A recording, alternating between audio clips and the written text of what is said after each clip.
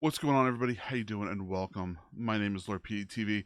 I'm here to give you a little bit of a TLDR revision, if you will, from what has been going on. It is now Sunday evening, and there's been lots of going on in the World of Warcraft Mythic Plus community. There's been lots of stuff going on in the raid for Season 2. I mean, there's a lot of different stuff that's going on right now. But as always, I like to just give us a little bit of a heads up or informational or TLDR, if you will, of this season. So we're going to kind of go into a bunch of different things that have been kind of spoken about involving, what's happening with the dungeons and everything like that. So I'm just going to kind of go down some stuff that's been going through. They have been changing lots of things that are going on Mythic 2. The keystones are going to be going directly into your inventory now, and they're not going to be going into, you're not going to be looting them anymore when you complete the dungeons. That means that there's no longer opting out of looting a keystone at the end of the dungeon. The reason for that is they could check to see what was on the character. If they didn't like the key, they could leave it and then just go for another one. The other thing is that it's still possible to loot a higher difficulty keystone key, which means if you have multiple characters, you have one person that has a 2 key and you push that 2 key up, that person can get it. If they start, let's say one character of your group has a 7, and then your whole group goes in there, and then you'll get, you guys can get that key. So it's just something for people to do. And it's like they said here, it's a disclaimer for the strategy for, how it is. Here is the Mythic table. Included below is the table, noting the item level of gear available for Mythic Plus base on the level of difficulty for the keystones. They've all generally stayed the same. As you can see here, this is the crest you're accumulating.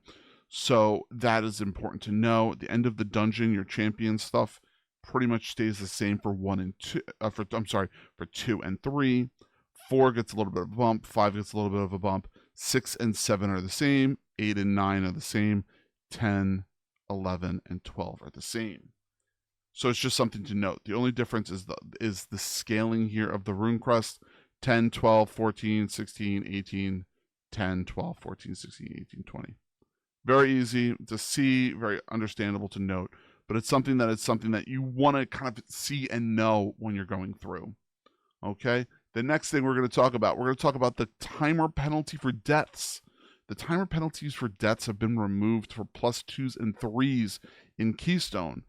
That is a huge way to introduce more people into the community and less likely for them to miss things when they're going through. So it's a real good, more of a starter entrance for people that are playing, so they don't feel like they have to worry so much about the timer, which is a good thing in my personal opinion.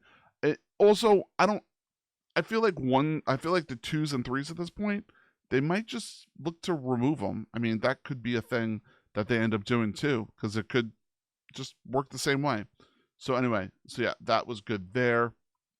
The next thing, there was a hot fix that happened for Dark Flame Clef and Theater Pain.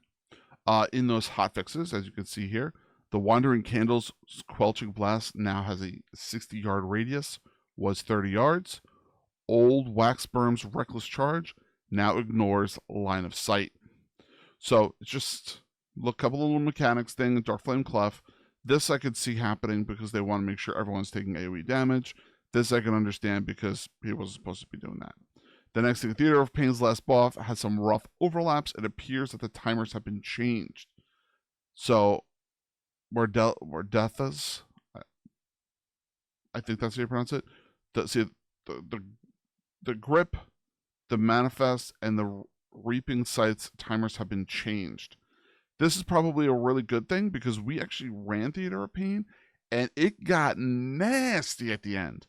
So I don't understand what they were doing here, and I'm happy that this has been changed. So that is really, really good. They've also put in a couple of other things here. This thing is going to be the nerf. There's a massive Mythic Plus nerf with a 10% global nerf to health, damage, and a lot more of things happening. There's a lot of information here. The hotfix is now live because they did it in the middle of everything so that everyone could see it. Operation Floodgate, which in my opinion was a crapshoot, they ended up changing that. So there are a lot of different changes within that dungeon. All nerfs. See, reduce damage, increase timer, reduce damage, increase timer.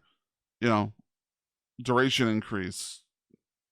This guys can't even melee. So it's like they reduce so much for here for Floodgate. It's been pretty good. The same thing for Cinderbrood Meadery. Patron Yell reduced. IPA spouting damage reduced. IPA brew dropped. Health reduced. Movement speed reduced. Like, we were going through these dungeons for most of the week already before these hotfixes came in, and this was highly needed. It was difficult to get through, but you could do it if you had the DPS. They just give everyone a little bit more, space for it. Old Waxburn Rider melee damage reduced 42%. Wanderer's Candle's Surging Flame is now removed upon Wandering Candle's death. Things that'll make it easier there. Motherload was just, if you accidentally pulled one too many or butt pulled something, it turned into a crapshoot. So here you go. Deathcrawler Mines health reduced and speed reduced. That's great. It was almost permanent that if they targeted you, you were going to get hit unless they nerfed it. Here, Wrench Throw damage reduced. Crowd Pummelers increases, Blazing Azurite increase to subsequent time explosion reduced by 40%. I mean, there's so much. Reduced damage, reduced the Gatling gun for the last boss, which was needed because people were just dying left and right. Operation Mechagun Workshop. Squirrel's health reduced and can now be attacked before they couldn't. Machinist Garden's Hidden Flame now has a precast visual. This is so good because you're essentially, that's what you need to do to be able to get it done, to be able to get a little early. You need to be able to have that. Priory. Big nerfs to Priory. There was lots of issues before that. Health reduced, pierce damage. Here's Ember Storm reduction. It now ignores targets that have been hit within the last 35 seconds. This High Priest Alma's health reduced. Captain health reduced. Forge Master reduced. Heat Wave damage reduced. Elena Emberland's health reduced. Another reduced. Added effect Mechanic Snare to Castigar's shield. So it is removed with snare removals. There you go. Initial damage for Holy Smite for this person is reduced. Now clears her energy upon entering phase 2. Like, this is the last boss. Makes sense. Good job. Finally got it. Hot fixes for these dungeons. Let's see here.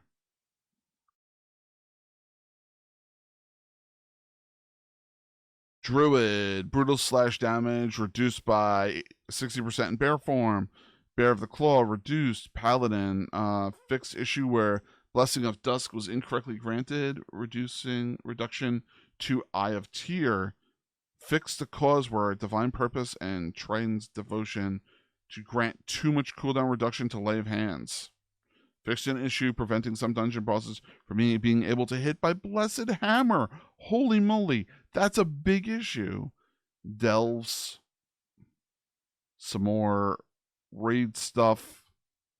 Mythic Keystones no longer unintentionally drop Siege of Borealis, Necrotic Wake, or Mist of Tyrannocyte. That's funny.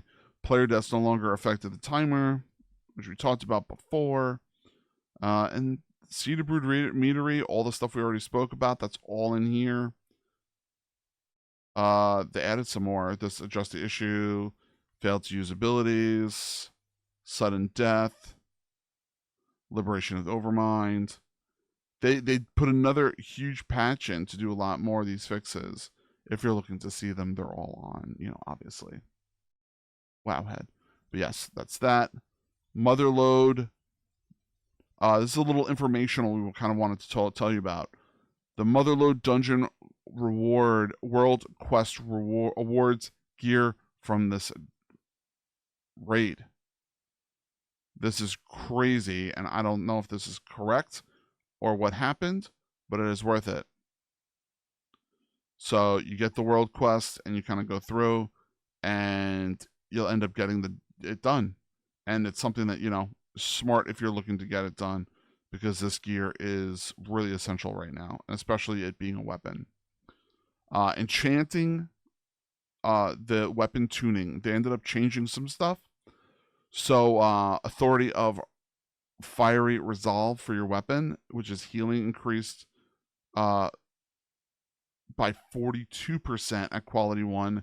Healing increased by 23% above that. Okay, authority of the damage increase.